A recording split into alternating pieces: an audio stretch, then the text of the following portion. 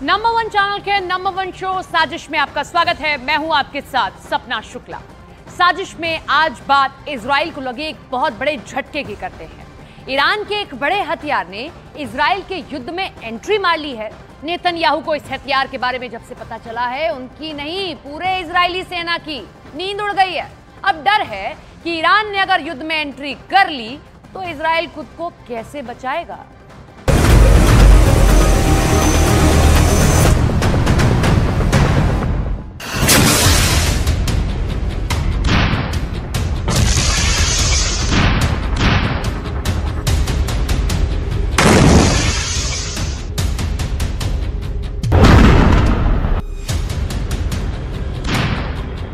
Israel को एक नहीं, दो नहीं, तीन नहीं, 10-20 नहीं, 100-200 नहीं, बल्कि 358 मौत देना चाहता है ईरान।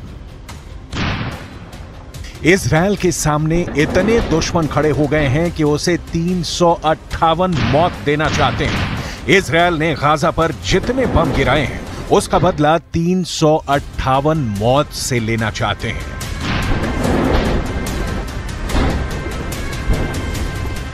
358 मौत के क्या मायने हैं? 358 मौत का खौफ कितना ज्यादा है, यह इस वक्त इजराइल के चारों तरफ यमराज बनकर मंडरा रहा है। यहां हिजबुल्लाह भी है, ईरान भी है, हूथी भी है और अब इराक का वो मिलिशिया भी है जिसने अमेरिका का जीना मुश्किल कर दिया है। आखिर 358 मौत है क्या और इजराइल क्यों इससे घबराया हुआ है?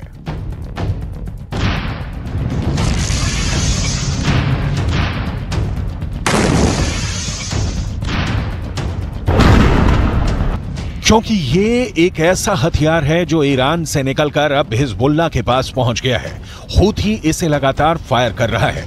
358 मौत की मिस्ट्री अब खुलकर सामने आ गई है। इसी मिसाइल से या कहें ड्रोन से हिजबुल्लाह ने इजराइल के बहुत बड़े सीक्रेट एजेंट को मार गिराया है। हिजबुल्लाह के महासचिव हसन नसरल्लाह ने कहा था कि वो इजराइल के खिलाफ उनका हर विकल्प तैयार है और इसी का हिस्सा है 358 मौत। ये है जमीन से आसमानी टारगेट्स को खत्म करने वाली 358 मिसाइल और ये बांट रही हैं 358 मौत। हिजबुल्लाह ने इसी मंडराने वाली मिसाइल से इजराइल के बहुत ही खास ड्रोन हरमेस को मार गिराया। हरमेस 450 इजराइल का बहुत ही भरोसेमंद ड्रोन है जिससे एंटी टैंक मिसाइल फायर की जाती है।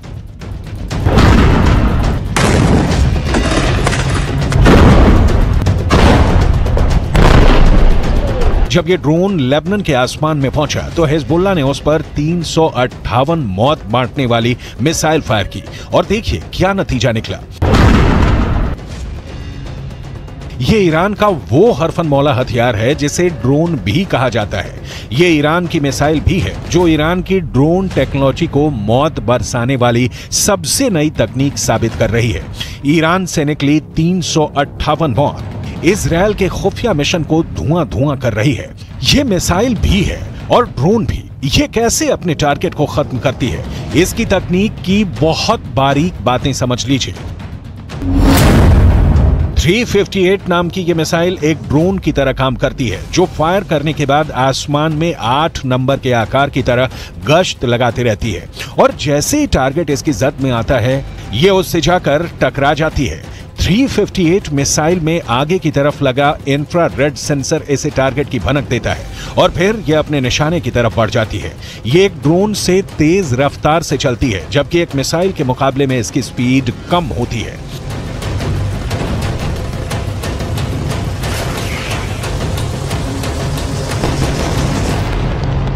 अमेरिका से लेकर यूरोप तक इसी मिसाइल की बात कर रहा है। इजराइल में भी यही मिसाइल चर्चा में है। हिजबुल्लाह ने जब से इजराइल का ड्रोन मार गिराया है तब से लेबनान के आसमान में चिंगारी की नई शुरुआत हुई है जो इस जंग के दायरे को और बढ़ा सकती है।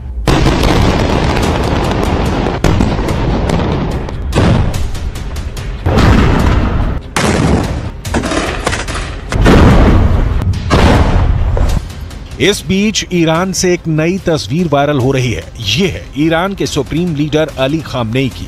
जो ईरान के गाजा नाम के ड्रोन को देखने पहुंचे।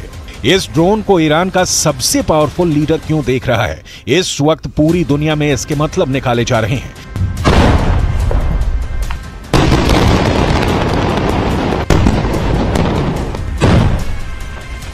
ईरान ने गाजा नाम का जो ड्रोन बनाया है, ये 2000 किलोमीटर के दायरे में ऑपरेट कर सकता है। ये 35 घंटे तक 350 किलोमीटर प्रति घंटे की रफ्तार से उड़ान भर सकता है, 35,000 फीट की ऊंचाई तक उड़ सकता है और सबसे खतरनाक बात, ये 13 मिसाइल लेकर उड़ सकता है। ठीक ऐसे ही अपने हथियार ईरान ने रूस को भी दिखाए थे। जब 19 सितंबर को रूस के रक्षा मंत्री सर्गेई शोइगु ने ईरान का दौरा किया था। यह दौरा बहुत सीक्रेट रखा गया। हालांकि जो तस्वीरें सामने आई उसमें यह साफ हो गया कि सर्गेई शोइगु ईरान की खास मिसाइल देखने तेहरान आए। ईरान ने उनके सामने अपने एक एक हथियार की डिटेल रखी। इसमें ड्रोन भी थे और बैलिस्टिक मिसाइल भी, ठीक वैसे ही हथियार जो रूस को यूक्रेन में लड़ने के लिए चाहिए। ईरान के एरोस्पेस फोर्स के commander brigadier general Amir Ali Hajizadeh साथ थे और वो बता रहे थे कि रूस को क्या लेना चाहिए, किस हथियार से उनकी जरूरत पूरी हो सकती है। तब शोइगु ने 358 नाम के इस मिसाइल में बहुत दिलचस्पी दिखाई और ईरान के अफसरों ने भी बताया कि इस हथियार से वो यूक्रेन के ड्रोन और क्रूज मिसाइल को खत्म कर सकते हैं।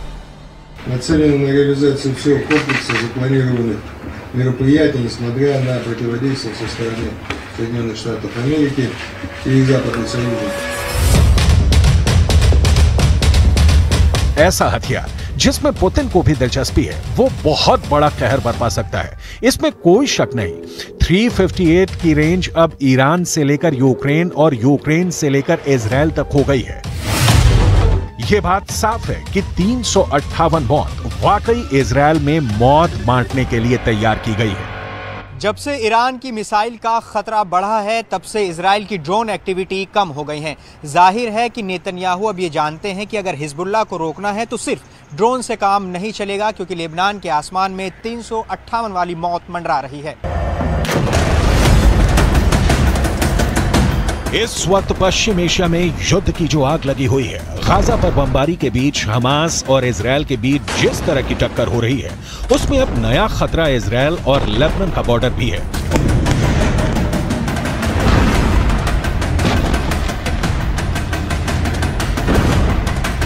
यहां भड़के शोले अब युद्ध की इस आग को 10 गुना भड़का सकते हैं और अब दुनिया में सिर्फ 4 लोग इसे कंट्रोल कर सकते हैं। पहले हैं इजराइल के प्रधानमंत्री बेंजामिन नेतन्याहू, दूसरे हैं ईरान के राष्ट्रपति इब्राहिम रईसी, तीसरे हैं अमेरिका के राष्ट्रपति जो बाइडेन और चौथे हैं यूरोप से लेकर अमेरिका तक सबको हिला देने वाले रूस के राष्ट्रपति व्लादिमीर पुतिन। אנחנו ננצח. אנחנו לא נעצור עד לניצחון. אני עומד בקשר רצוף עם נשיא ארצות הברית ג'ו ביידן. אנחנו מאוד מעריכים את תמיכתו, את התמיכה של הממשל האמריקני, את התמיכה של העם האמריקני. लेकिन इस वक्त सबसे ज्यादा एक्टिव ईरान है।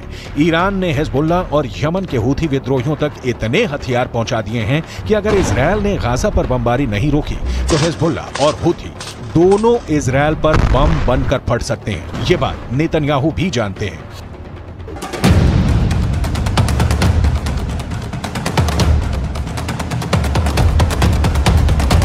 इस वक्त लेबनान और इजराइल के मौत वाले बॉर्डर पर हिजबुल्लाह का पूरा कंट्रोल है।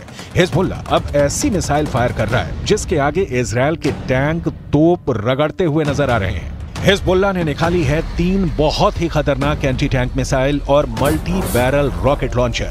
ये मिसाइल ईरान से सप्लाई की जाती रही हैं और ऐसी मिसाइलों का हिजबुल्लाह के पास बहुत बड़ा जखीरा है।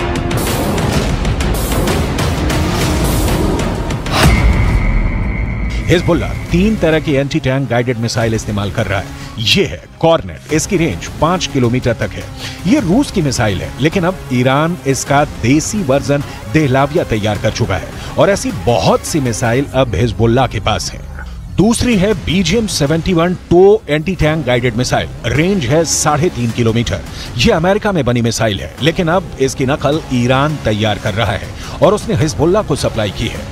तीसरी है 85 कॉन्कॉर्ड्स, रेंज 4 किलोमीटर। ये भी रूस ने बनाई है और अब ईरान में ये तोसान नाम से तैयार की जाती है। तीनों मिसाइल बहुत ही घातक हैं और जिस तरह से इन्होंने इजरायल के अड्डे उड़ाए हैं उससे ये बात साबित हो जाती है हिजबुल्लाह का दावा कि उसका हर हमला इजरायल को मुंहतोड़ जवाब है। شهدنا في الأيام القليلة الماضية موجة جديدة من التهديدات من نتنياهو، من جالنت، من جانيتس، من آخرين باتجاه لبنان، وسببه هو ارتفاع مستوى القلق باتجاه ما يجري في هذه الجبهة وارتقائها كما ونوعا وعمقا. طبعا نحن سنستمر في هذا الموقف، في هذا الأداء. कुल मिलाकर यह बात साफ है कि अब हिजबुल्लाह 358 मौत के साथ इजरायल पर हमला कर रहा है। दक्षिण लेबनान और उत्तरी इजरायल के बीच जो बॉर्डर है वहां तनाव बहुत ज्यादा है। कब कहां बम फटेगा, कहां धमाका होगा, ये या तो हिजबुल्लाह जानता है या फिर इजरायल की सेना। वैसे यहां के लोगों को भी पता है कि बहुत जल्दी युद्ध का एपिसेंटर गाजा से निकलकर लेबनान तक पहुंच सकता है। यहां तैनात संयुक्त राष्ट्र की सेनाएं भी अलर्ट मोड पर हैं। लगातार पेट्रोलिंग हो रही है। תקפנו מטרות רבות של חיזבאללה, חיסלנו מחבלים רבים, ואני שב ואומר, אם חיזבאללה יבחר להיכנס למלחמה, הוא יעשה את טעות חייו. इजरायल की सेना ने अपना गोला बारूद तैयार रखा हुआ है। तोपों से जो गोले फायर किए जाएंगे वो पहले से ही रेडी मोड में रखे गए हैं। इजरायल की रिजर्व फोर्स भी आसपास के इलाकों में तैनात है। हालात 2006 के बाद जैसे बनते हुए नजर आ रहे हैं और अब हिजबुल्लाह के हमलों के बाद सबकी नजर ईरान पर है।